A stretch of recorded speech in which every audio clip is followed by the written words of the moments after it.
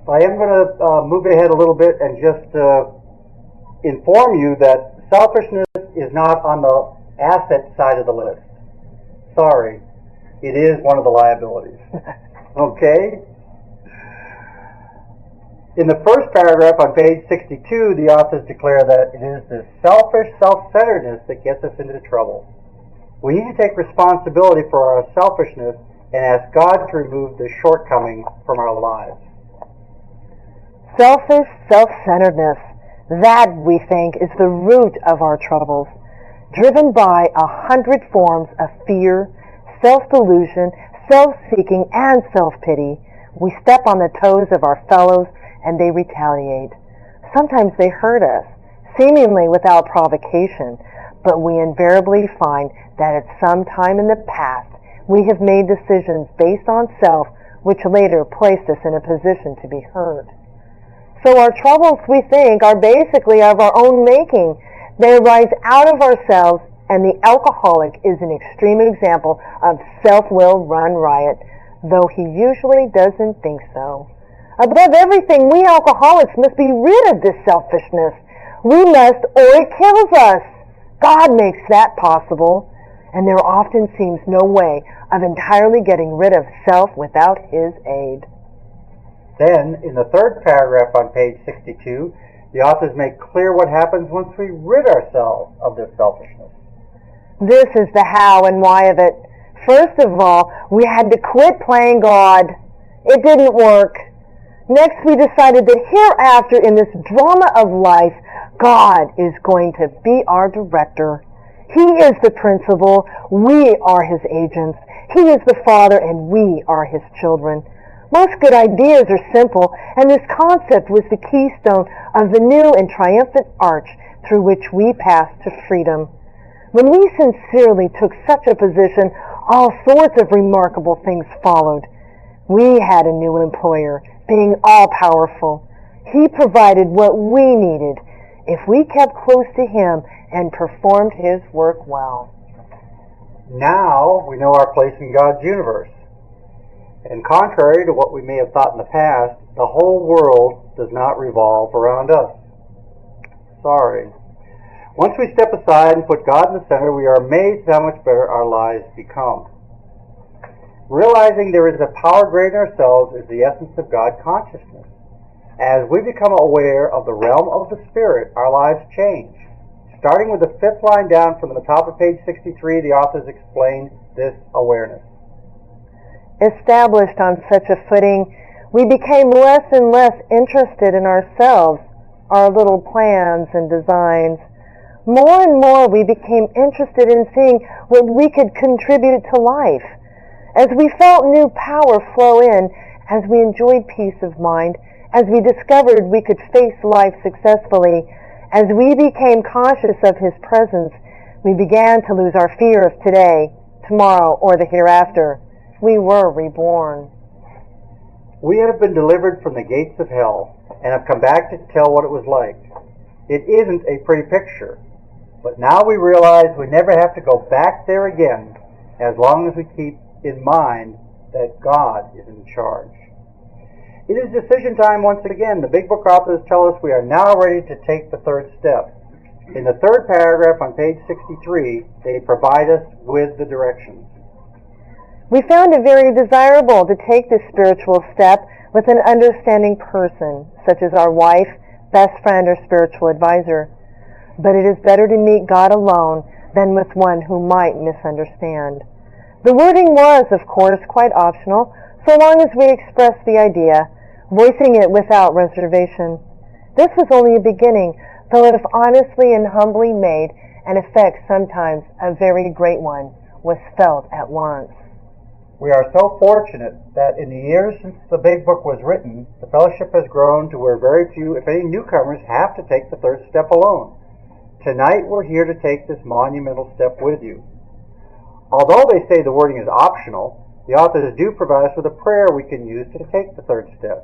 The prayer is in the middle of page 63. Starting with the second line in the second paragraph, it reads, God, I offer myself to Thee, to build with me and to do with me as Thou wilt. Relieve me of the bondage of self, that I may better do thy will. Take away my difficulties, that victory over them may bear witness to those I would help of thy power, thy love, and thy way of life. May I do thy will always. Wow, some of us know it already by heart. We have handed out a mimeograph of the third step prayer, and we'd like for each of you to read the third step prayer along with us now.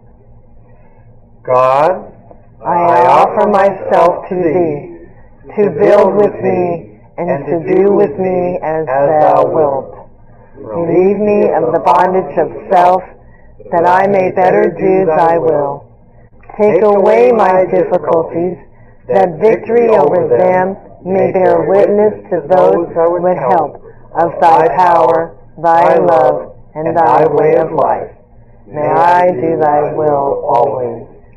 According to the Big Book authors, we have taken step 3. Yay! 3 steps. Well on our way. But even though we've spent a considerable amount of time on the first 3 steps, we have only made a series of decisions. Now we need to take some specific actions that will lead us to the spiritual solution to alcoholism. Step 4. Made a searching and fearless moral inventory of ourselves. In the 4th paragraph on page 63, the Big Book authors tell us what we need to do now that we've made our decision to proceed. Next, we launched out on a course of vigorous action, the first step of which is a personal house cleaning, which many of us had never attempted. Though our decision was a vital and crucial step, it could have little permanent effect unless at once followed by a strenuous effort to face and to be rid of the things in ourselves which had been blocking us. Our liquor was but a symptom, so we had to get down to causes and conditions. Please note that the authors say at once. They instruct us to take the 4th step immediately after the 3rd step prayer. We must overcome those things that have prevented us from tapping into the spiritual solution to our problem. Now we're going to establish a direct line of communication with the God of our understanding by eliminating those manifestations of self that have kept us in the depths of loneliness and despair. The Big Book authors disclose that liquor is only a symptom of our problem. Sure, alcohol has cut us off from God, but once we stop drinking, we're still separated from the one who has all power because of our shortcomings. Now it is time to look at these causes and conditions by taking an inventory. The Big Book authors start by comparing a personal inventory to a business inventory. In the 1st paragraph on page 64, they write, Therefore, we started upon a personal inventory. This was step 4. A business which takes no regular inventory usually goes broke. Taking a commercial inventory is a fact-finding and fact-facing process. It is an effort to discover the truth about the stock in trade. One object is to disclose damaged or unsellable goods, to get rid of them promptly and without regret.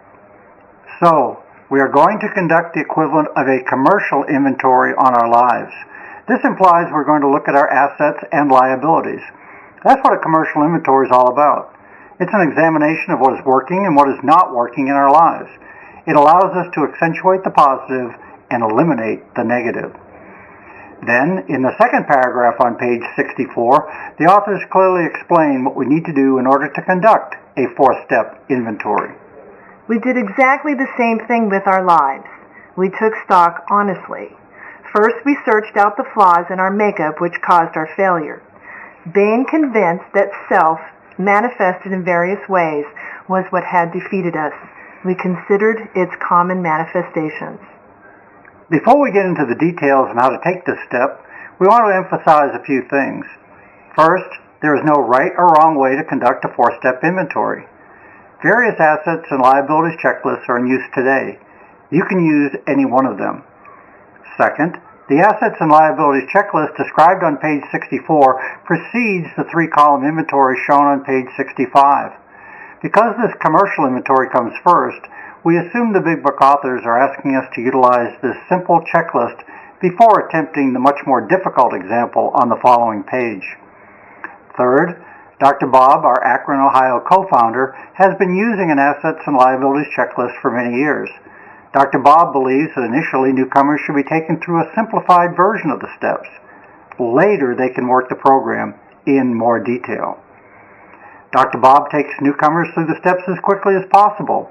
In many instances, he completes the process during the person's 3 to 5 day stay at St. Thomas Hospital in Akron, Ohio. Thousands of alcoholics have recovered by following Dr. Bob's Keep It Simple approach. The Big Book authors also urge us to take the steps quickly.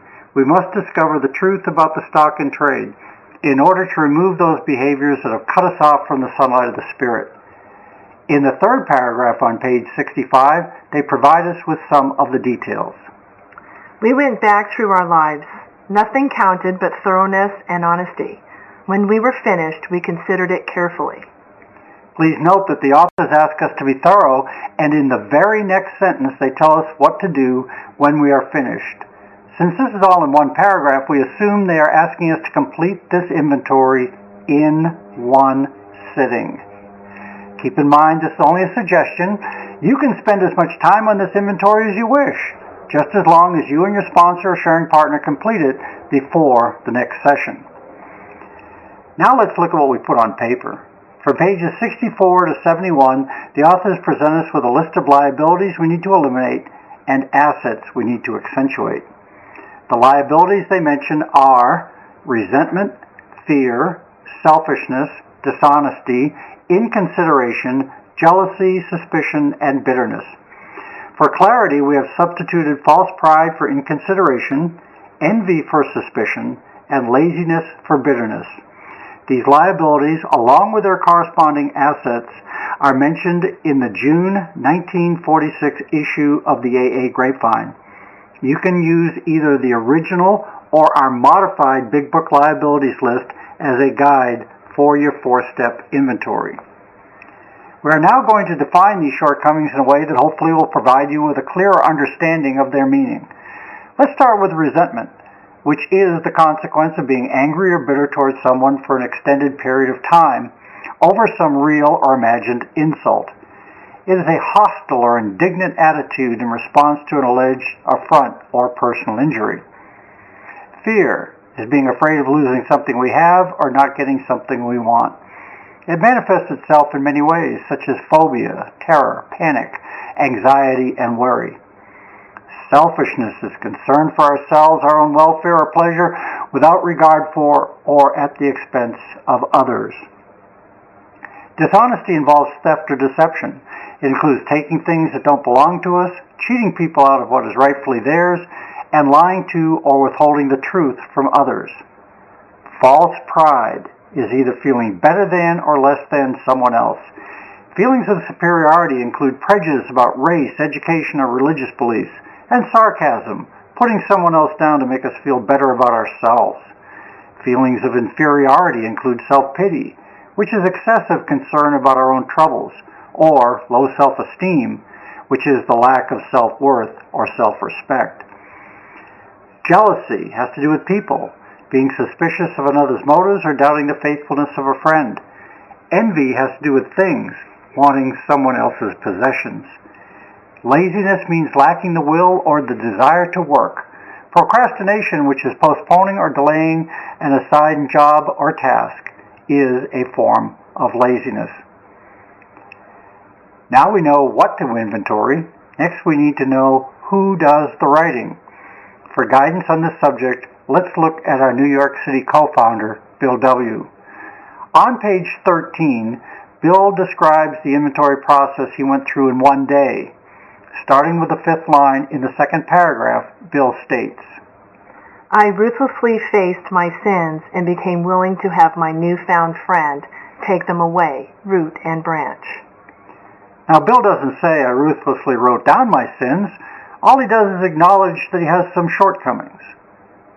In the 3rd paragraph on page 13, Bill discusses his shortcomings with his sharing partner. My schoolmate visited me, and I fully acquainted him with my problems and deficiencies. We made a list of people I had hurt or toward whom I felt resentment. Here again, Bill doesn't say my roommate visited me and I read him my inventory. He also doesn't say, I made a list of people. Rather, Bill writes, we made a list of people. So together, Bill and Evie made an amends list. Let's think about this for a minute. Bill is in Town's hospital in December 1934, being withdrawn from alcohol for the 4th time. He is suffering from delirium tremens and is a very sick man.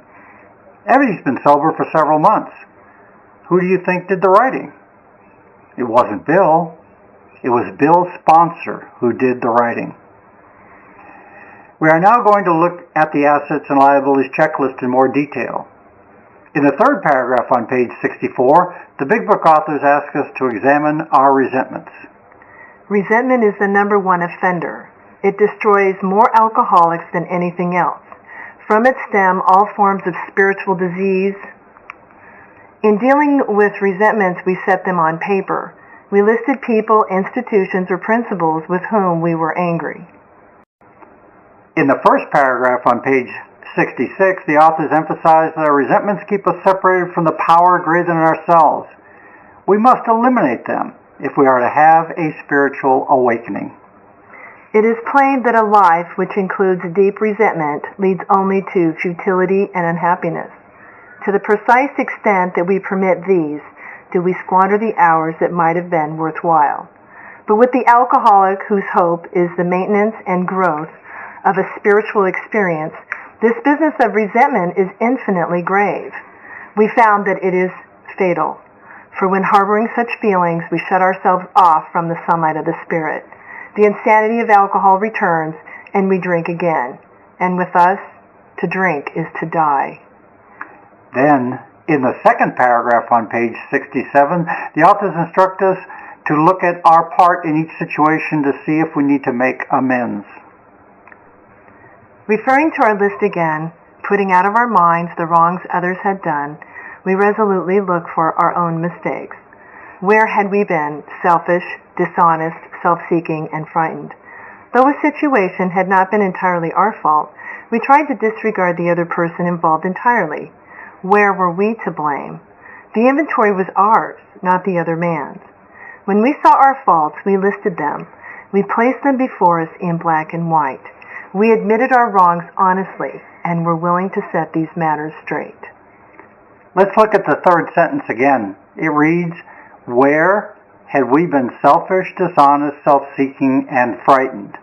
These shortcomings are based on self-will. In addition, they're the opposites of the 4 standards of honesty, purity, unselfishness, and love, which is used as a test for God's will. Early on, Bill W., Dr. Bob, and the other AA pioneers learned to test everything they thought, said, or did. Now they're asking us to do the same thing, test our actions. We need to know which path we're on. Are we living in the solution and walking hand in hand with the Spirit of the universe?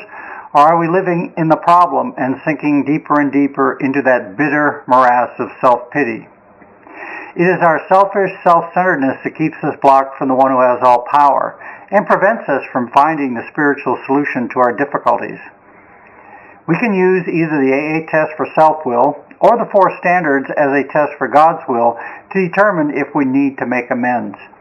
The test for self-will: selfishness, dishonesty, self-seeking, or frightened. Test for God's will: unselfishness, honesty, purity, and love. Concerning our resentments, the Big Book authors provide us with specific instructions on what to do. We must get beyond them if we expect to live long or happily in this world.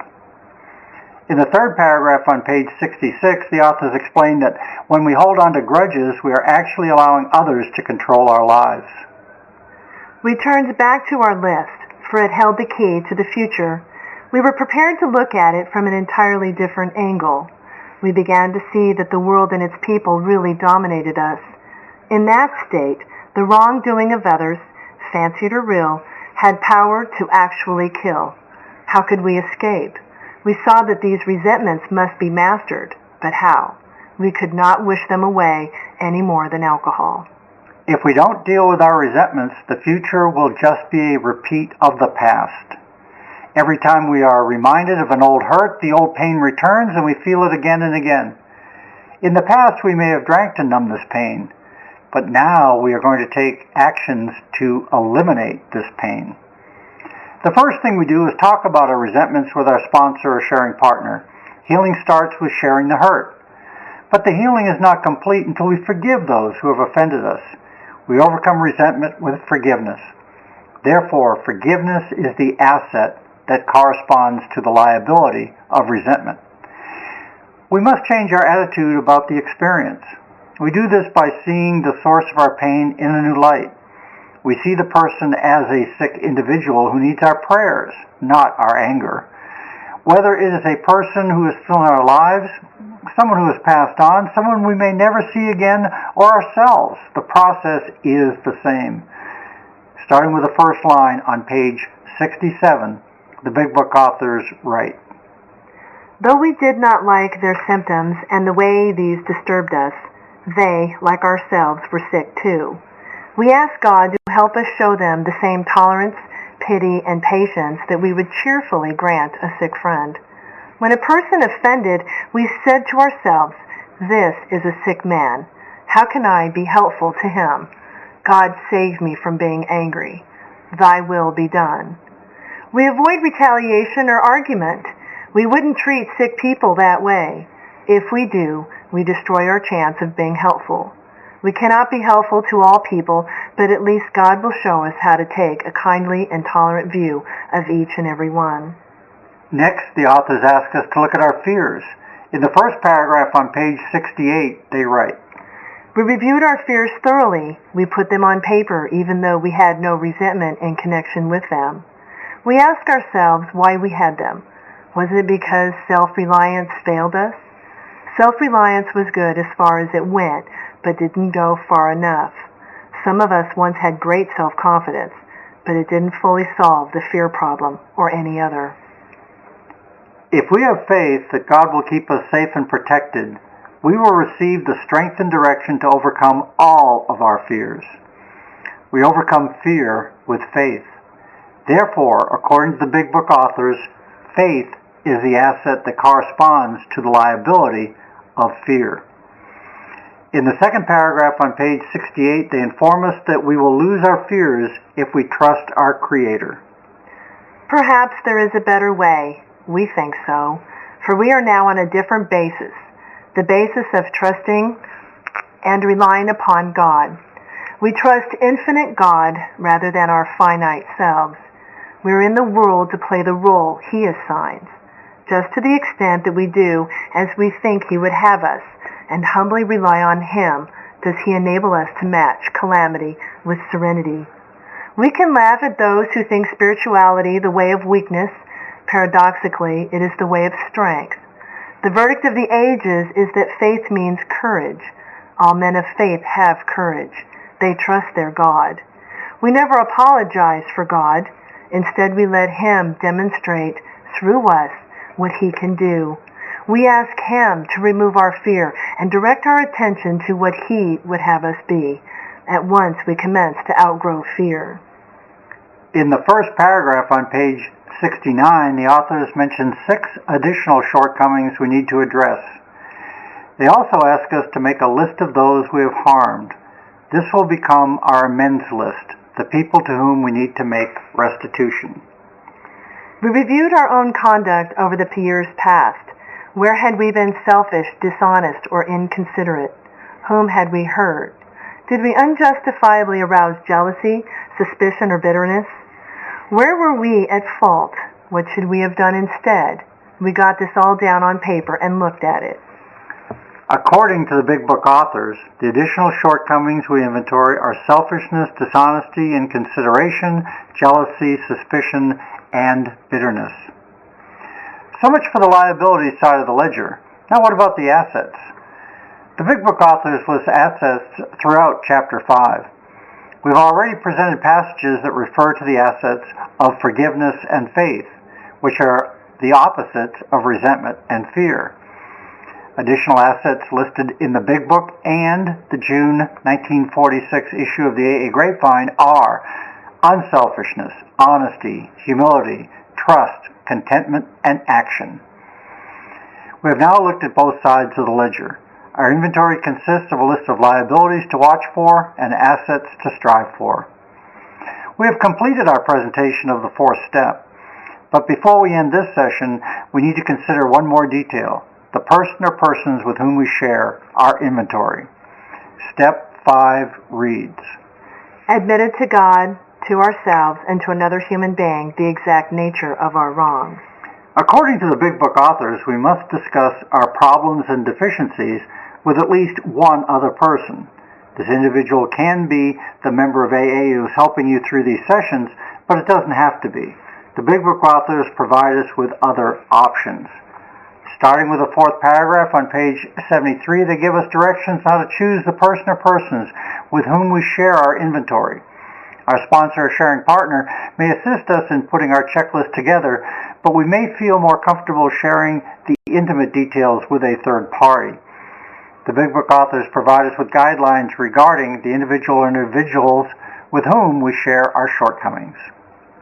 We must be entirely honest with somebody if we expect to live long or happily in this world.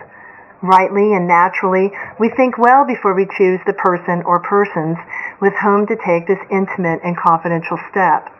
Those of us belonging to a religious denomination which requires confession must, and of course, will want to go to the proper appointed authority, whose duty it is to receive it. Though we have no religious connection, we may still do well to talk with someone ordained or by an established religion. If we cannot or would rather not do this, we search our acquaintance for a closed-mouthed, understanding friend. Perhaps our doctor or psychologist will be the person. Therefore, we can discuss our inventory with any number of people. For those who are still uncertain about who to share your checklist with, have your sponsor or sharing partner help you decide. So we've explained what needs to be inventoried, who does the writing, and the person or persons with whom we share our checklist. Now we're going to provide you with an example to illustrate the inventory process. We have a one-page checklist for you to use.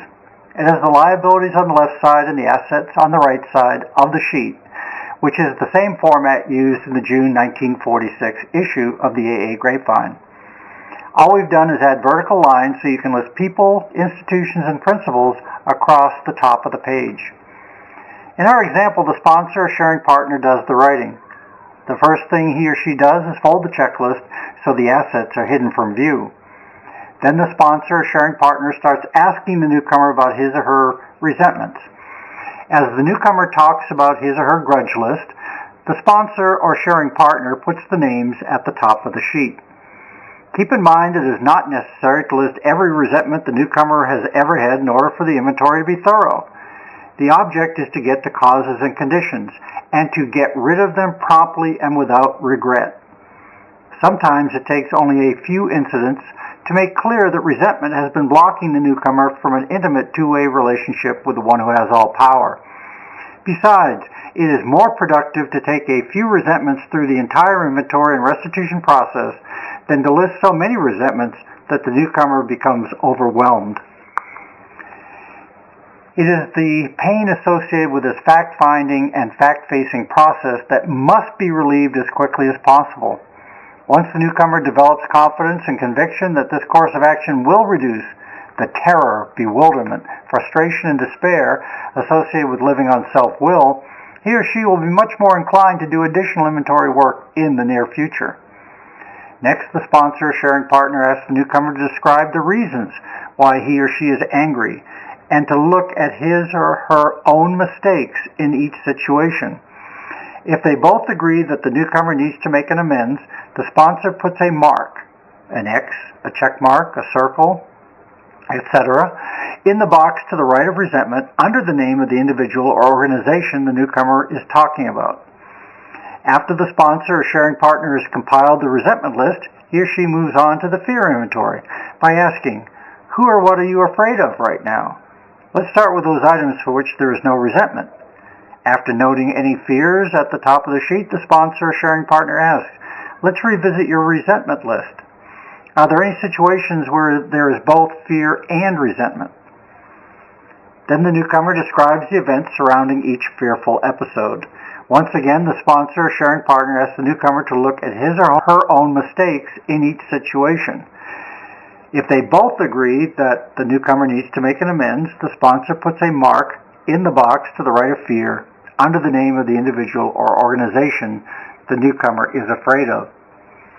After compiling the resentment and fear checklist, the sponsor or sharing partner asks the newcomer to consider the remaining items on the liabilities side of the sheet. He or she asks, toward whom have you been selfish? Where have you been dishonest? What about false pride, feeling better than or less than someone else? Are you jealous of any relationship? Do you envy anyone's possessions? Where have you been lazy? As each incident comes up, the sponsor or sharing partner adds the name to the top of the sheet, and if an amends is agreed upon, he or she puts marks in the appropriate boxes. After compiling the liability side of the checklist, the sponsor or sharing partner unfolds the sheet so that together they can look at the asset side of the ledger. The assets opposite the liabilities with the least marks are the positive characteristics that the newcomer already has. Those assets opposite the liabilities with the most marks are the qualities that will be strengthened as the newcomer makes the necessary amends. In our example, the sponsor or sharing partner and the newcomer have put together a list with only a few marks to the right of dishonesty, jealousy, envy, and laziness, and numerous marks to the right of resentment, fear, selfishness, and false pride.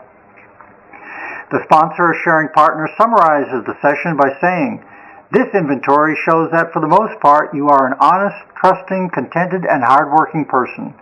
In addition, you'll become more forgiving, loving, unselfish, and humble as you make amends for your resentments, fears, selfishness, and false pride. We look at assets as well as liabilities because many of us have lost much of our self-esteem and self-worth as the result of our alcoholism. Even though we've done some very foolish and destructive things while drinking, we will never have to repeat these actions provided we are willing to admit our faults and to correct them. If we are genuinely sorry, God has already forgiven us. Now it is time to forgive ourselves. The Big Book authors tell us this on page 70. Starting with the fourth line in the first paragraph, they write, if we are sorry for what we have done and have the honest desire to let God take us to better things, we believe we will be forgiven and will have learned our lesson. If we are not sorry and our conduct continues to harm others, we are quite sure to drink. We are not theorizing. These are facts out of our experience. So, it is time to make a searching and fearless moral inventory. Time to clean up the wreckage of the past so that we can experience the miracle of healing. We have copies of our assets and liabilities checklist for those who would like to use this format for their fourth step. As we've already said, there is no right or wrong way to do the fourth and fifth steps. Just do them. Are there any questions?